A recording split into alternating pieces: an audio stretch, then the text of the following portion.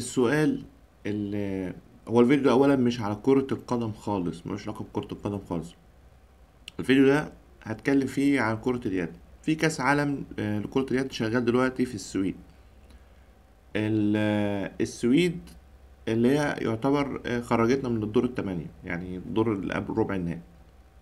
بس انا هجاوب على سؤال ناس كتير بتسأله، بتقول هو منتخب مصر منتخب قوي ولا اللعيبة متخاذلة ولا احنا مش محظوظين؟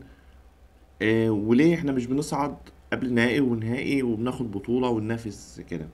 هو الناس موهومة شوية او مش عارفة حجمنا كويس في كرة اليد. احنا مش فريق اللي هو تمثيل مشرف، اللي هو يدخل مثلا بطولة ويلعب دور مجموعات كويس وبتاع زي كرة القدم. احنا ممكن ندخل كأس عالم كرة القدم زي 2018 روسيا، عملنا ماتشات يعني معقولة وبتاع، اتغلبنا 3 ماتشات وطلعنا تمثيل مشرف، اللي هو ده اللي احنا بنتكلم فيه. انما لا، ان منتخب اليد منتخب قوي مش منتخب ضعيف، بس في نفس الوقت مش منتخب بطولة، يعني ما يوصلش للمرحلة ان هو ياخد بطولة.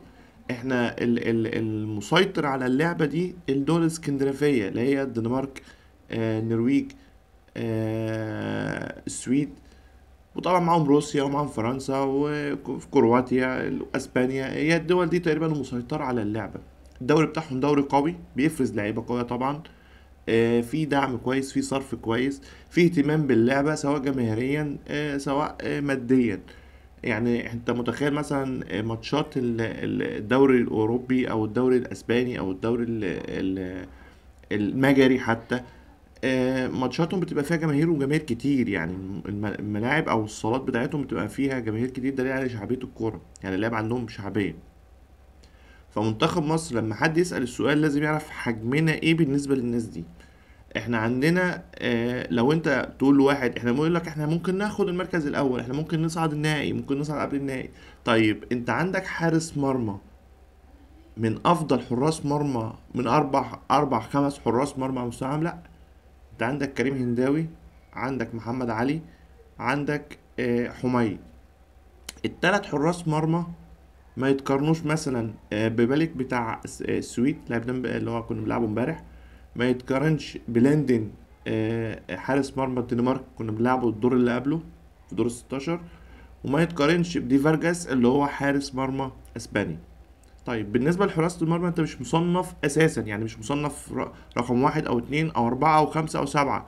ده مركز حراسة المرمى. طب نبص للجناحين، الجناح الشمال والجناح اليمين، سواء بكار سواء سند. الناس متخيلة ان سند عشان بيلعب في الدوري الفرنسي وعامل ماتشات كويسة وبيعمل نتائج كويسة وارقام كويسة وفريق كويس، ان سند مصنف على مستوى العالم. انا مش شايف ان هو مش مصنف. يعني لو بصيت على ارقام مع منتخب مصر ضعيفة جدا. انت في ماتش الدنمارك انت بتحاول ترجع بيضيع ضربتين جزاء. الماتش امبارح نفس الكلام، ممكن تزيد ام ضيع ضربة جزاء. فبالتالي مش مصنف هو وبكار الناحية التانية ان هما الاتنين باكات او جناحات عالية او مصنف مثلا رقم 7 على مستوى العالم، لا. فبالتالي انت عندك مركز حراسة المرمى والجناحين اليمين والشمال مش مصنفين اساسا. طيب على مستوى الباك اليمين والباك الشمال عندك برضو مفيش. يعني هو ممكن كان يحيى خالد، بس يحيى خالد برضو مش مصنف. يعني يحيى خالد هو لاعب عالي جدا وبيلعب في فيسبريم في المجر، وبيعمل ماتشات كويسة جدا وحجر اساس، يعني بيعتمد عليه وبيلعب. بس برضو مش ممكن تقول ممكن اقول لك رقم 5 على مستوى العالم في مركزه، رقم 6 على العالم في مركزه. ده لاعب واحد وهو مش موجود اصلا في البطولة لانه عنده رباط صليبي. فلعب مكانه اتنين لعيبة، واحد شاب اللي هو مهاب سعيد، ده لاعب 19 سنة وعامل ماتشات كويسة جدا، وتقريبا كان في ماتش اللي فات او اللي قبل اللي فات كان هداف الفريق. تمام. وبيلعب محسن رمضان برضو لعيب جديد، وبرضو كان في الماتش اللي قبله كان هداف الفريق. فبالتالي يعتبر الحتة دي ما تأثرناش قوي ان هو مش موجود. طيب الناحية التانية صناعة اللعب برضو مش مصنف، سواء حداد سواء غيره مش مصنفين. ف ومثلا علي الزين لعب في برشلونه السنه اللي فاتت دوري ابطال اوروبا، بس يا جماعه ما كانش اساسي، ما كانش موجود في الفريق. يعني هو موجود في الفريق بس مش بيلعب اساسي، مش حاجز مكانه. انا بتكلم على فريق واحد من خمس ست فرق، يعني من نادي كيل، نادي كيلسي، نادي مش فهو لا، في جاب كبيره بين اللعيبه بتاعتنا. اللعيبه كويسه وكل حاجه، بس مش لعيبه مصنفه. فبالتالي لما نيجي نقول ان منتخب اليد ده منتخب ياخد كاس العالم، يبقى تحسب ال الارقام صح. يبقى تشوف انت عندك فعلا الحارس المرمى بتاعك يشيلك، لان حارس المرمى في كرة اليد 50% من الفرقة، حرفيا 50% من الفرقة. احنا لما شفنا ليندن او شفنا دي فارجاس او مثلا بيليك امبارح، لا، الناس دي مستوى تاني خالص. واللي ساعدهم الهجوم بتاعنا. يعني معلش، انا مع احترام حارس مرمى كويس، يعني هو مش بنقول ان هو وحش، بس مش هو يعني في حاجات احنا بنضيعها. يعني الجناحين عندك لما يبقى منفرد والجناح طالع ومفيش حد مضايقه تمام وزي الفل، ويفتح بقى زاويه يمين زاويه شمال، مفيش. هو بيروح ومصمم ان هو يلعب في حته معينه. الحارس ده برضو ما هوش غبي. انا مش بقول ان هو كويس، انه مستواه لا، انا بقول ان هو مش غبي برضو. يعني حتى لو مستواه نزل، هو برضو عنده الاساسيات، فبالتالي بيحفظ اللاعب اللي قدامه. انت عندك الباكين اليمين والشمال محفوظين جدا، ما بيغيروش، هو نفس اللاعب نفس الاسلوب، فبالتالي الحارس بيحفظهم. فمنتخب مصر انا شايف ان هو منتخب واعد جدا. معدل اعماره مش كبير، يعني معدل اعماره كويس، واحنا عندنا اهتمام باللعبه، فمستقبلا الفريق ده ممكن يبقى كويس.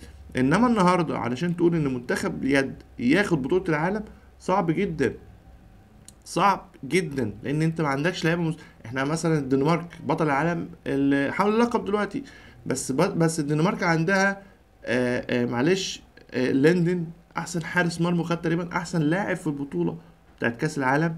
وعندهم راجل يعني يعني بهدلنا. فالسويد نفس الكلام، السويد بتلعب على ارضها كمان، يعني هي فرقه كويسه وبتلعب على ارضها، فبالتالي الموضوع بالنسبه لهم صعب شويه. اسبانيا فازت علينا في دوري وهي بتلعبنا بالاحتياطي، يعني الفريق مش الفريق الاساسي بتاعها، وبرضه فازت علينا يعني. مستوى عالي. اللي انا عايز اقوله ان منتخب مصر منتخب واعد جدا، ويقدر بعد كده يطور من نفسه، وتبدا اللعيبه اللي عنده سواء لعيبه دايره او لعيب يمين شمال، الناس ممكن مع الاحتراف تبدا توصل في مستوى كويس، ان احنا ممكن نعمل مفاجاه ونصعد قبل النهائي. يعني مش هقول لك ان دي متوقع، لا لا، مش مرشح، بس تعمل مفاجاه وتصعد النهائي. انما احنا من قديم الازل واحنا نصعد دور الثمانيه. يعني احنا دايما بنلعب بطوله كان زمان بيسموها بطوله العظماء السبعه، بعد كاس عام كده بياخدوا اول 7 فرق يلعبوا بطوله مع نفسهم اسمها بطوله العظماء السبعه. احنا كنا دايما بنشارك في البطوله دي. فبالتالي احنا مركزنا معروف، احنا السابع، احنا الثامن، احنا السادس، ممكن ناخد السادس. انما ناخد الرابع دي خدناها مره واحده تقريبا في فرنسا 2001. انما الفريق فريق كويس، نوايا ان انت تكمل عليه، بس احنا ما نقدرش نقول ان هو رقم واحد او ان هو ياخد البطوله. نتمنى لهم التوفيق. والماتش الجاي تقريبا هيلعبوا ألمانيا على المراكز من الخامس للثامن. يلا سلام.